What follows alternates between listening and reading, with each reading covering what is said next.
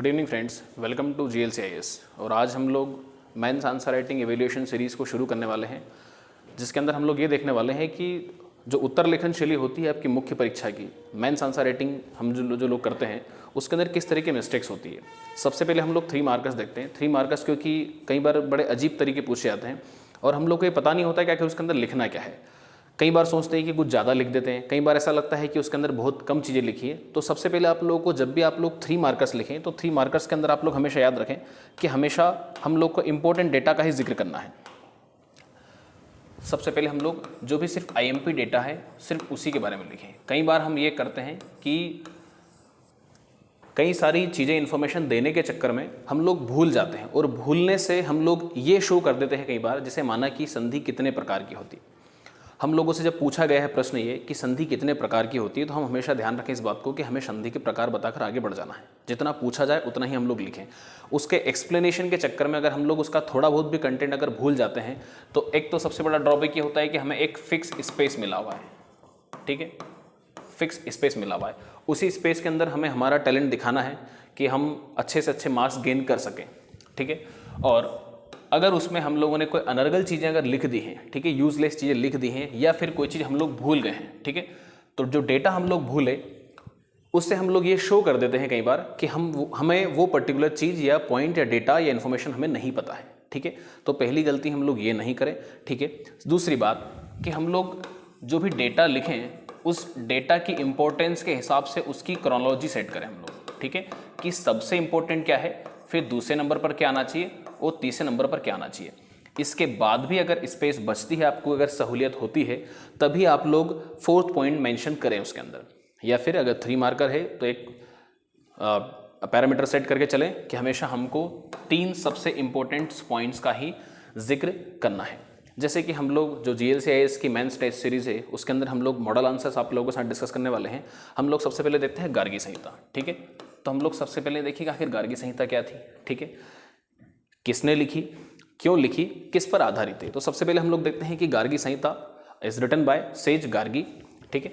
हम लोगों ने सबसे पहले इन्फॉर्मेशन ये दी। आप लोग बिल्कुल भी 3 मार्कर्स को पैराग्राफ में लिखने की कोशिश नहीं करें, ठीक है। हमेशा याद रखें कि आपको एक ही बात हमेशा याद रखनी है, आपको पॉइंट्स में ही लिखना है चीज़ों को, ताकि आपकी इन्फॉर्मेशन क्रिस्प और क्लियर और सीधी दिखाई दे उसको, ठीक है। वो क्वेश्चन आपका आंसर पड़ेगा और आपको तुरंत मार्क्स मिल जाए, ठीक है। पैराग्राफ लिखने के चक्कर में कई बार हम लोग जगह कंजस्टेड कर देते हैं, हमारे जो वर्ड्स हम लोग लिखते हैं वो ठीक तरीके से दिखाई नहीं देते हैं, और वो एडजस्ट करने के चक्कर में हम समझा ही नहीं पाते कि आखिर हमने लिखा क्या है। तो हम लोग उसको हमेशा कोशिश करें कि इससे बेटर तरीके से कोशिश करें आप लोग को सीधा पॉइंट्स में लिखें, ठीक है। और पॉइंट्स के हिसाब से मार्क्स देने में भी सहूलियत जल्दी होती है, जल्दी आपका डेटा पता चल जाता है, ठीक है। फिर दूसरा हम लोगों ने बताया कि इसका पार्ट क्या था, ठीक है। तो इट्स अ पार्ट ऑफ युग पुराण, एंड आप चाहें तो साइड में मेंशन कर सकते हैं कि दैट इज द ओल्डेस्ट पुराण, सबसे पुराने पुराण के बारे में हम लोग पता है तो वो कौन सा है, युग पुराण है आपका, ठीक है। फिर हम लोग देखते हैं कि ये अपने आप में क्या थी, गार्गी संहिता एक ज्योतिष टेक्स्ट था, ठीक है, ज्योतिषी के ऊपर लिखी हुई किताब है, ठीक है।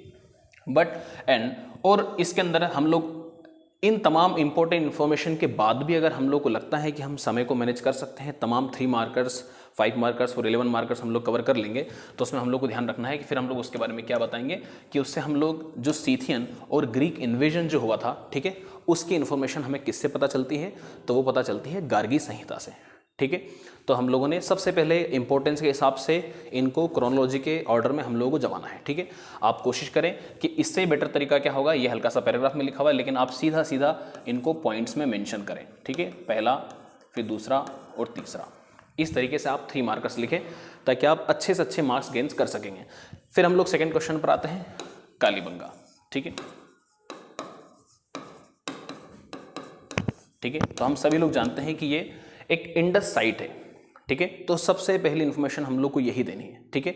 और ऐसे क्वेश्चंस के अंदर हम लोग कोशिश करें कि ये वर्तमान में कहाँ हैं, तो हम उनका ज़रूर जिक्र करें उन चीज़ों के बारे में, ठीक है। तो सबसे पहले हम लोग देखें कि it is located on, it is a Indus valley site, ठीक है, और on the bank of river Ghaggar that flows in Rajasthan, ठीक है। आप सेकंड इंपॉर्टेंट इन्फॉर्मेशन ये हो गई कि वो कहाँ आज है, तो हम लोग इससे एक ट्रेस कर सकते हैं कि वर्तमान में कहाँ, घग्गर नदी के किनारे राजस्थान में आज ही है, ठीक है।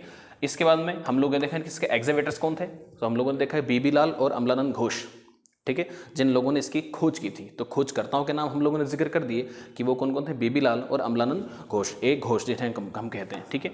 फिर कालीबंगन का आखिर मतलब क्या होता है, ठीक है। हम लोग चाहें तो इसको पहले नंबर पर भी इस वाले पॉइंट को लिख सकते थे कि सीधी बात है, अगर हम लोग को पहला अगर लगा तो सबसे पहले हम लोग इसके मीनिंग से भी शुरू कर सकते थे कि कालीबंगन का अर्थ क्या होता है। तो हम लोगों ने काली चूड़ियाँ, ब्लैक बेंगल्स, ठीक है। उसके बाद वो साइट कहाँ की है और वो वर्तमान में अभी कहाँ उपस्थित है, ठीक है। बाकी इसके बाद हम लोगों को ये लास्ट में हम लोग लिख सकते हैं, अगर हम लोग को लगता है कि 4th पॉइंट भी लिखने की ज़रूरत है, या हम लोग को इस बात का डर है कि कहीं हमारे मार्क्स कट नहीं जाए, ठीक है। तो हम लोग चाहते हैं कि पूरा फुल इन्फॉर्मेशन देकर जरूर आए। तो यहाँ पर क्या क्या फाइंडिंग्स थी, जो चीज़ें हम लोग को मिली है वो कच्ची ईंटें और आपका जुता हुआ खेत, plugged field and mud bricks, ठीक है। ये तमाम चीज़ें थी। अब सीधी बात है, अगर उत्खननकर्ताओं ने उस जगह को ढूंढा है तो कुछ ना कुछ तो ट्रेसेस मिले होंगे उन लोगों को, तो ये चीज़ें वहाँ से मिली हुई हैं, जो कि क्या क्या है, प्लग्ड फील्ड्स एंड आपका mud bricks etcetera. Thank you. Then the next question is आपकी 4th बुद्धिस्ट काउंसिल, चतुर्थ बुद्ध संगीति जो कहाँ हुई थी, ठीक है। तो सबसे पहले हम लोग देखेंगे ऐसी चीज़ों को लेकर कि ये संगति कहाँ है। तो सबसे पहले हम लोग इस बात का जिक्र करें कि किसके द्वारा इसे ऑर्गेनाइज किया गया था, ठीक है। मतलब हम लोग सबसे पहले देखते हैं इसको रूलर, ठीक है। तो रूलर हम लोग को पता है कि ये कौन है, कनिष्क, ठीक है। सबसे पहले हम लोगों ने देखा है कि कनिष्क में, फिर कहाँ हुई थी, ठीक है। तो हम लोग को पता होना चाहिए कि कुंडलवन स्थान और कश्मीर, ठीक है। राज्य जगह कुंडलवन और राज्य आपका कश्मीर, ठीक है। समय हम लोग लिख देंगे कि इसके अंदर कब, 98 AD एनो डोमिनी, ठीक है, 98 AD के अंदर हुआ। फिर उसके बाद हम लोग देखें इसकी चेयरमैनशिप किसने की थी, तो चेयरमैनशिप की थी आपके वसुमित्र ने, ठीक है। फिर एट लास्ट अगर हम लोग को लगता है कि अब भी हमारे पास सहूलियत है और हमारे पास समय है, और हम लोग फिर वही बात मैं दोहरा रहा हूँ कि अगर आपको ऐसा लगता है कि हमारे कहीं मार्क्स डिडक्ट ना हो जाए, कहीं लैक ऑफ इन्फॉर्मेशन ना लगे, इसलिए हम लोग इस बात को फिर हम लोग कि इसका रिजल्ट क्या निकलेगा, ठीक है, परिणाम क्या होगा इसका। चतुर्थ बौद्ध संगति के हम लोग अंदर सभी लोग जानते हैं कि उसके अंदर विभाजन हो चुका था बुद्धिज्म का, ठीक है। तो division of Buddhism divided into Hinayana and Mahayana, ठीक है। फिर अपने आप हीनयान और महायान से अपने आप में फिर अलग क्वेश्चंस बन सकते हैं, ठीक है। लेकिन ये 3 मार्कर्स का लगभग आप लोग को पैटर्न रखना है।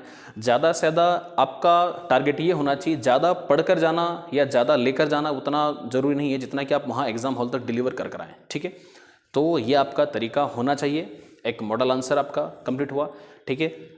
कल और नेक्स्ट लेक्चर में हम लोग इसके 5 मार्कर्स और 11 मार्कर्स के ऊपर भी डिस्कस करेंगे कि आपको आंसर राइटिंग आखिर किस तरीके से करनी है। Thank you.